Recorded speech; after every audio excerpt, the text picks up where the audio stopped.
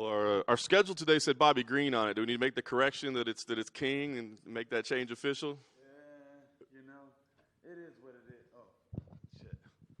My bad. It is what it is, bro. Some people call me Bobby. Some niggas call me King. It is what it is. If you respect me, call me King. If not, it is what it is.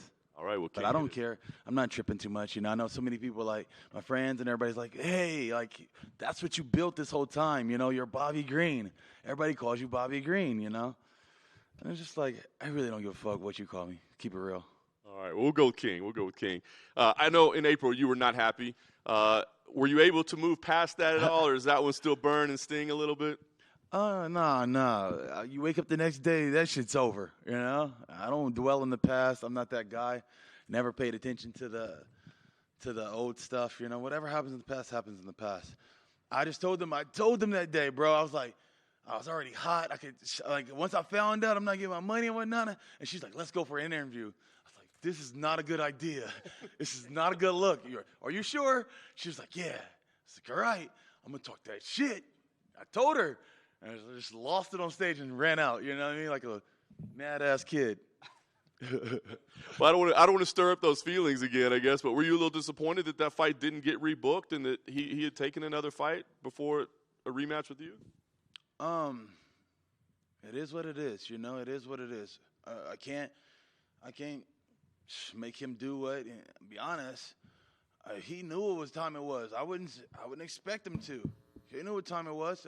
Once I started figuring out his timing, like Jared has some weird things he does. Once I figured it out, like, oh, okay, that's how you do that little left hook he has. I'm like, oh, okay. Now I started slipping and making a miss. Oh, it's over now. I already had his timing. And so it would just get worse, It was just going to get worse. To be honest, I hit him with like a 2 right before the head collision. I hit him with a 2, and I saw his eyes get big. I was like, uh-oh, I know what that means, So I was trying to go in for the kill.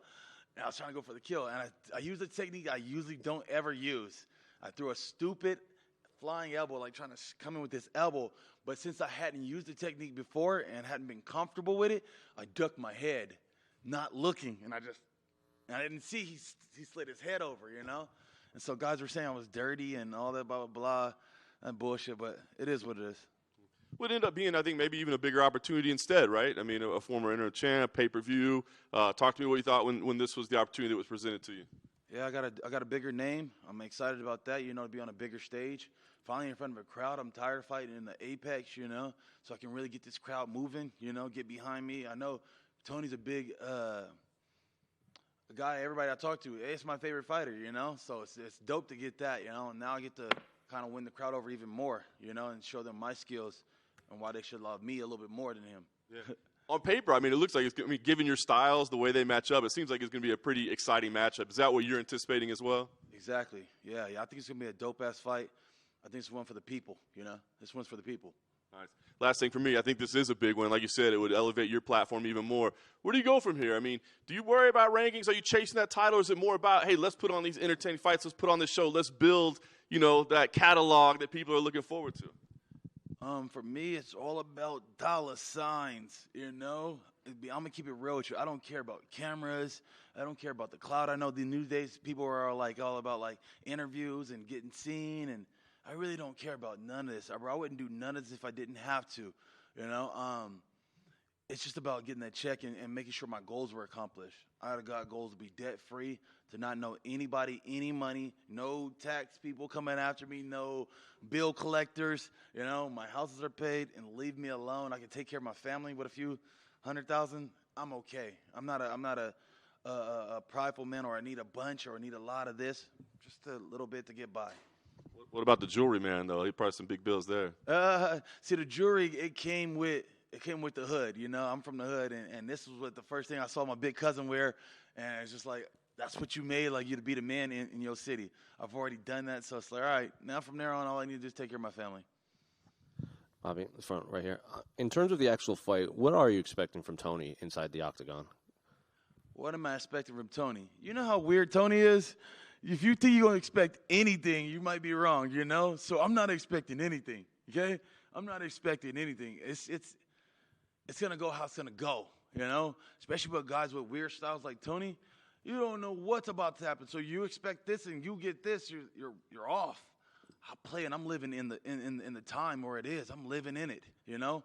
Live in the moment, guys. Don't be worried about the next day, that day. Live in the moment. I'm going to be in there and just so into it that whatever happens is whatever happens. So when he fought Justin Gaethje, he was pretending to throw sand at Justin. I saw that. So like, does that get you excited, knowing that like all this weird stuff is going to happen in there too with him? I don't know what I'm going to do if he do some shit like that to me. I don't know if I start laughing my ass off in the middle of the cage. Like, what are you doing, bro? Or if I just punch him in the face. I have no idea. It's going to be dope, though. You got to watch it. And last one for me. What are your thoughts on the main event between Justin and Dustin for the BMF belt?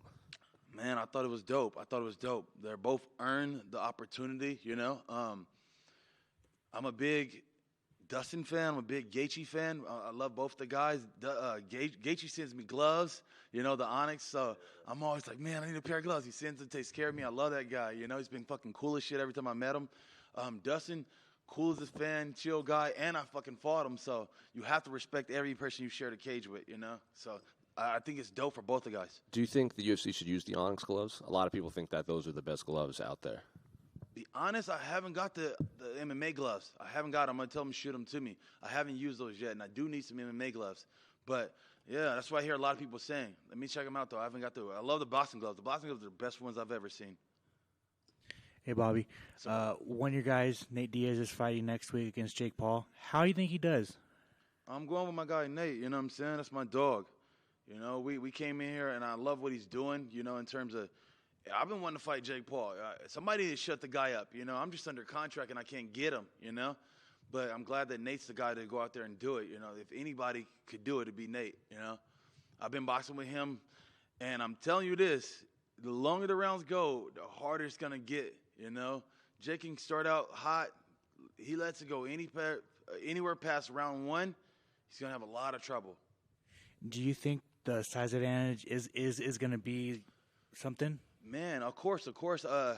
But I think that's them in the way they play the game. It's how do I say it?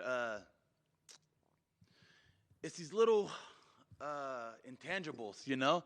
That's always going to favor them, and that's what he did with every fight he's fought. And it's a little bit that you don't realize, like it's a rehydration clause. It's this, you know. It's that. They do these little things. I'm the bigger fighter. I'm this. They want the advantage, but they make it seem like it's an even fight. It's really not, you know. But that's what they got to do to get them even into a fight. You know, they don't want to come straight. We weigh the same. We do this. You know, they want to go fight on a smaller guy and pick on this and that. He's not challenging an 85er. You know, he's talking about 70 guys who fight at 170. They're not 85ers. It's totally different. Bobby right here. Tony's lost 5 in a row coming into this, but you look at the names on paper, you know, Nate Diaz, Michael Chandler, Beneil Dariush, Charles Oliveira, Justin Gaethje. Doesn't get better than that. So how do you kind of assess him? Like, it looks bad on paper, but do you think the criticism maybe around the state of his career right now is unfair? Man, yeah. When you're fighting those top dogs like that, they're all killers that you all just named out. And so a lot of people will say that, like, oh, well, he's coming off 5 losses. Those are to the world's best. You know, we're talking about the world's best.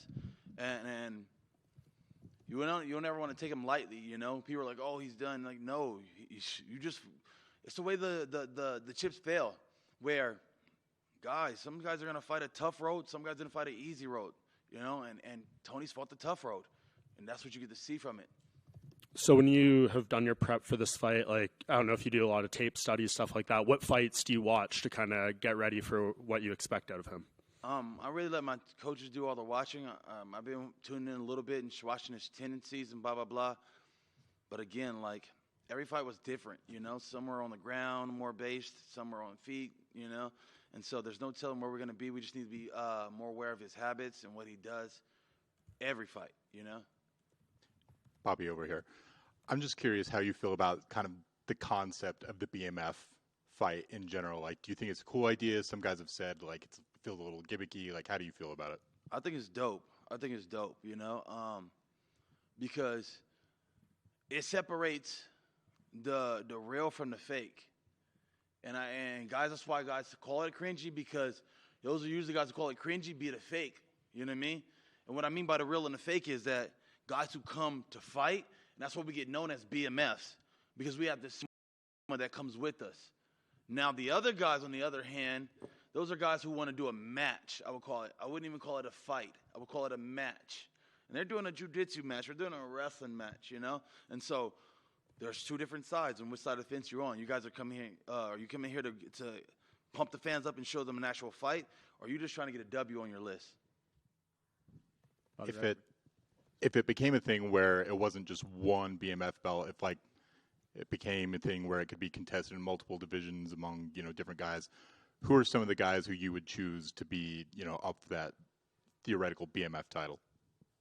You mean like you want me to go in each weight class? Or you don't need to go each one. Just like which guys come to mind as like that guy's a BMF, that guy's a BMF. Man, there's a lot of BMFs out there, bro. Like, and then we got a lot of them on our stage already, but there's just a few missing, you know. Like, I'm gonna keep it real. Adesanya's a BMF, you know. Adesanya, Jamal Hill. Those are BMF guys who were bad. Came up the show, come to fight. Whenever the fight pops up, they're ready to go, you know. Go out there and bang and show you a great fight. There's a few more, and I know I'm missing a bunch of names, you know. But, yeah, it's a lot of guys that are out there doing their thing. Bobby, right over here. So currently you're the largest betting favorite on this card, and kind of following up what Mike was talking about, given Tony's strength of schedule over the last 12 years in his UFC career, does it kind of surprise you that you're that heavy of a favorite coming into this one? I don't really pay attention to all that stuff. Like, I'm a Christian, brother, so I don't really believe in gambling and stuff, and so I really don't pay attention much to those things. And be honest, I feel like that's bad juju, you know. Like, people would tell me, like, I'm betting on you. I'm like, hey, don't tell me. Like, I don't care about that, you know. Like, I got nothing to do with that. That's your sin. Don't put me in your sin, you know. I'm like, hey, I'm trying to fight, clean a heart. Like, I don't want no drama with nobody. I just want to get out there and scrap and do my thing. I'm not really worried about, you know, I'm trying to stay away from sin and stuff, especially close to my fights. I tell everybody I love them. I don't want to be in no problems, you know. I want to be clear of heart. And when I'm fighting in front of God, you know, he knows that I'm pure of heart. I don't got nothing in here that's holding me back. So, you know, with the betting stuff, bro, leave that over there. Leave that over there. One more, Bobby. What do you think about Mark Zuckerberg versus Elon Musk? Two rich nerds coming into your sport that, you know, you've had to crawl and claw your way up for many, many years. What are your thoughts on that? I think it's kind of entertaining. The fact that they want to do it, you know, I'll give them the stage to do it on. This is probably the stage to do it. I think it's dope in that aspect, you know. Been having trouble with getting my Twitter back, so I'm kind of like, Zuck, what's going on with that? And then I have trouble getting my Facebook. I got hacked by somebody, so I'm on Mark, like, give me my Facebook back. And so I don't know. I'm kind of mad at both of them for that. Like, man, who I talk to, and it's like it's a whole ball of worms to get your shit back, bro. It's like I got I don't know what happened, but my Instagram got took for a month. I don't know what happened. I can't figure out. I can't get in it, and it's just like I couldn't promote this fight. Nobody even knew, like, really I could talk to that I was fighting because I couldn't promote the fight as well. And shit happened like that, and I had to fucking do it for a whole month. I talk to this person, call this, and I'm blowing up people every day to figure out what's going on my Instagram. Bobby over here, Johnny with iHeartMedia Salt Lake. Given the success of UFC 278, what are your thoughts on fighting in Salt Lake City, and are you prepared for the elevation? I ain't felt nothing with this elevation. I know a lot of people were talking about the elevation. I got out here thinking, like, well, let me go ahead and I got to get out here early for the elevation. I came out a few days earlier. I just ran that first day. I was like, I'm not feeling nothing. I ain't felt like something's changed. And to be honest, I used to train out here in Salt Lake when I was in Strikeforce. Like, I felt like Strikeforce was my coming out party. So this is symbolic for me. Salt Lake means the world to me in terms of giving back. You know, there's a lot of guys that came along the way that helped me. My coach, Jeremy Horn, he has his own training center out here. And so Jeremy gave me so much. He'll be there at the fights, and I'm going to try to honor him and stuff. It's just a way to give back and say, hey, thank you for taking care of this little black kid, you know. He told me so many different things that, like, I don't forget to this day. And I'm like, I'm going to tell him I haven't forgot. So he knows, like, just because I think he thinks I forgot about him. No, I've just been so busy with the life and the career. But this one's for you, buddy, you know? And so it's a gift to Salt Lake and Utah for everything they've done for me. One more really quick. Sorry. Sorry, one more really quick. Have you gotten the chance to talk to Jeremy Horn or train over at his gym in Sandy? No, I haven't. This one, I haven't. I called him though to let him know, hey, or can you come out? I would love to send you some tickets. Make sure the UFC gets you in. It's a dope part if I can just honor you and give back to all the things you've given to me. King right here, back here. A couple days ago, speaking of Instagram, a couple days ago you put up a post, or I guess someone put up your post on your Instagram, a message saying like to all young boys, don't worry if you never caught a body, you never got a bag in the streets. Did something happen to like bring that up, or is that something you just want to get off your chest? I've always been that type of dude. You're only on this side of the fence or that side of the fence, on the good or the evil, and you pick, And don't get me wrong, I'm coming from the streets and I got some ways about me sometimes, But I'm on this force of good. I'm always trying to push, especially the youth, in the right direction. I would never try to tell them to be like me or to do like me, but if you are, be on the side of good, You could, instead of doing drugs or instead of being a gangbanger, I never banged. I never needed that. Like, I've had 100 gangs ask me to go and be a part of that gang because I was in this city or I was in this home. I've been in 50 different homes. So every time I was in somebody's neighborhood and I had to beat somebody up, then it was like, hey, you should join the hood. I'm like, no, I'm cool. I'm off that because I don't need nobody to have my back, And so for me, it was just a way to show dudes. I feel like a lot of people feel like that with these gangs, like oh, they going to jump me, So I need to go get me a gang and have to have my back. I used to go fight with 4 or 5 of them. As soon as I slam one of them on the head, bam. The other 3 look like, do I want to do this shit or not? Never mind. Like, and I get away, Sometimes I had to hit him and then run, and they be chasing me. Now, it's a bigger guy, and it's a skinnier guy. Usually the skinnier guy lasts the longest in the run. So then I run, and then the big guy's like, man, fuck him. He give up. It's the skinny guy who's still coming. Now I stop, me and him go toes. I get off on him. I get rid of him, I take off, and then I'll catch the big guy next week, Now it's me and you because they don't want it no more. They know what's happening. They know I'm going to get them and already got them. Now we can run our one-on-one fade, And that's how it is. I always believed in honor, and if we got an issue, we could solve it one-on-one. All that jumping shit, all that bullshit. You don't need a gang for none of that. You could just be yourself, and so that was what the message was for. Be yourself. Don't. I do this for every young black kid that looks into the store. We got our little white heroes, which are plenty in the UFC. What about the black heroes? And so I'm trying to be the black hero. And if I don't look like I look, and they don't know where I come from unless I got the look and I talk the talk. So this is for every dude in the inner cities, in the hoods that looking the way to get out. And these things got me out, brother. I had little bumps and roads and roadblocks and blah, blah, blah. But this shit got me out. And you could do the same. I tell every dude in the city, or every hood I go to, I'm like, man, what's your toughest dude at? I want to see, hey, get the gloves. I give him the gloves, like, let's go, bing, bing, bing, bing. Okay, you're not bad. Bro, I can teach you this stuff, and you can get out of here. You can get out of here. You can take care of your family. You can be the men in your hood. You can be the men in your city where everybody call you when they got problems. They need you to come and fix this. They need you. And so that's where the whole look was on it.